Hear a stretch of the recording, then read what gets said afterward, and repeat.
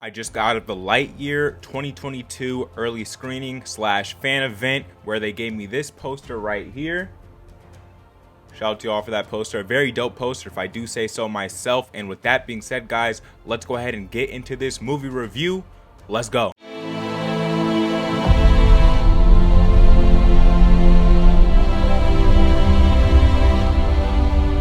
What's going on, guys? The Demigod back on Demigod ENT to down bring you another movie review for Lightyear 2022, starring Chris Evans as Buzz Lightyear, the main lead voice actor for this film. And you know, this was a very interesting movie. The first Pixar movie I've witnessed since Toy Story 4. I'm not sure if they've dropped anything in between this movie and Toy Story 4. However, I have a couple things I want to talk about, so let's just go ahead and do that. So first things first is the animation for this film. This is Pixar's best animated movie. The animation here is brilliant. It's like unlike anything I've ever seen.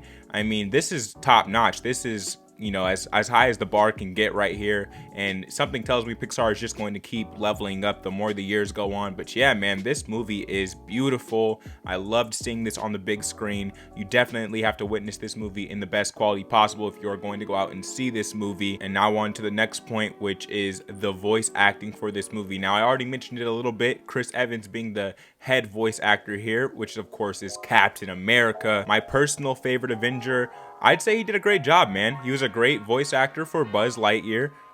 He even emulated our typical Buzz Lightyear. The voice acting as a whole in this movie is very top notch, very high production, high quality. Taika Waititi is even voice acting for sort of a side character inside of this movie, which I'll have to talk about that character a little more later. But yeah, man, overall, great animation, great voice acting, very high production here. And you know, now I want to go ahead and talk about the story. Now, the story is where things, in my opinion, begin to drop off a little bit for this film. I walked out of here a little disappointed in the story area, guys. I mean, honestly, I did. And the intro to this movie was fantastic. The setup for this movie I thought was really good, man. When it first started, I thought, oh my God, we're gonna get one of the best films this year. I loved the first act of this movie. I loved the way it established the characters, Hawthorne and Buzz Lightyear. They're kind of this space ranger duo, and it was cool seeing them just bounce off of each other and kind of quip and go back and forth. I really loved seeing that inside of here. And the whole thing with the start of this movie is pretty much the space rangers are exploring a new planet where their ship goes awry,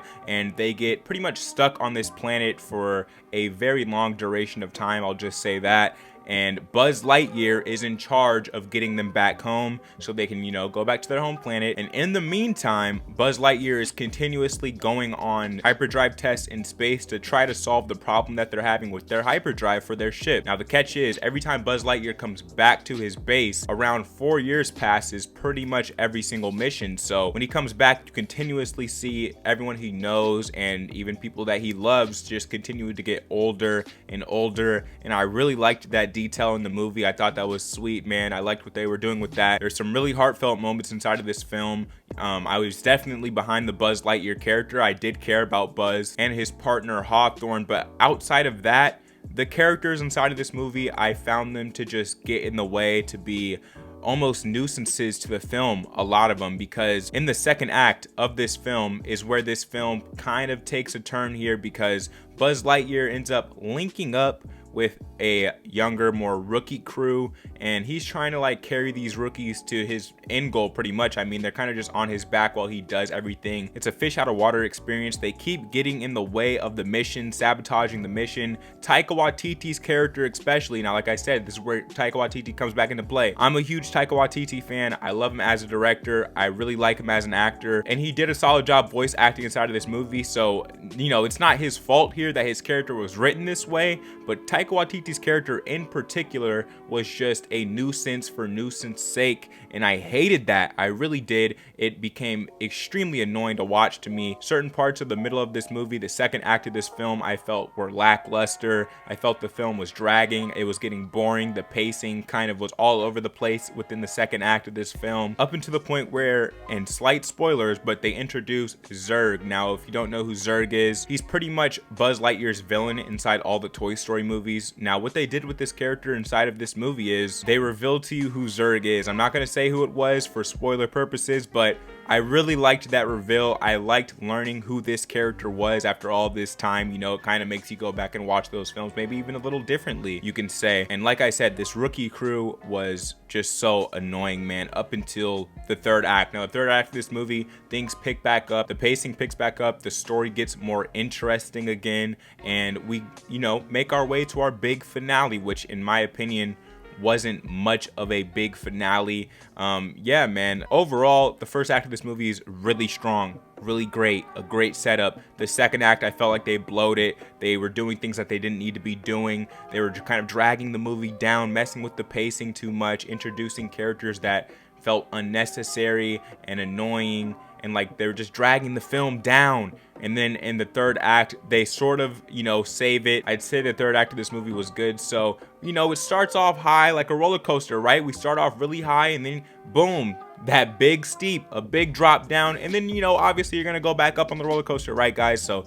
that's what this film was to me. It was like a roller coaster experience, and not in the best way, because it was lackluster at times, boring at times, and I felt like this movie overstayed its welcome. It could have been cut down like 15 to 20 minutes. There's scenes in here that we did not need in here. It would have made this film much more concise, much more snappy, much more rewatchability added to the film that I feel like is lacking now. I honestly would not go back to see this a second time, and that's not to say it's a bad film. In fact, I would say it was a good film. It just wasn't a great film. And with that being said, let's go ahead and drop the rating out of 10 for 2022's Lightyear.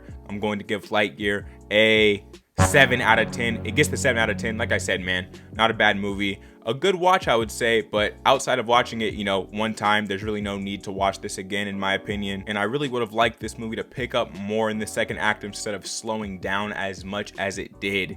Now, would I recommend you go out and see this movie? If you have young ones, definitely go out and see this movie. They're most likely going to enjoy this film. But outside of that, if you have to go watch this, go see this as a matinee. There's no reason to pay, you know, the full price for this, you know what I'm saying? Or just wait till you can watch it at home, honestly. This isn't a rush out to the theaters to see this by any means. And with that being said, guys, that is my review for Lightyear. I may come off as negative in this review, but I was just expecting more out of this film, and I didn't end up getting that. So, slight disappointment in that area. But overall, man, not a bad movie and a good watch. So, with that being said, guys, those are my thoughts on this film. Let me know your thoughts on this film down in the comment section down below. If you don't know what I do here on Demigod ENT, do commentaries, reactions, and reviews. If you're interested in that, the right place, man, hit subscribe. Hit the like button. I drop multiple videos a week on the channel, so that you can expect out of me. And if you don't already know, I am the Demigod, the chosen one here on Demigod ENT, and I'm out of this thing, man. I'll catch y'all on the next review, reaction, or commentary.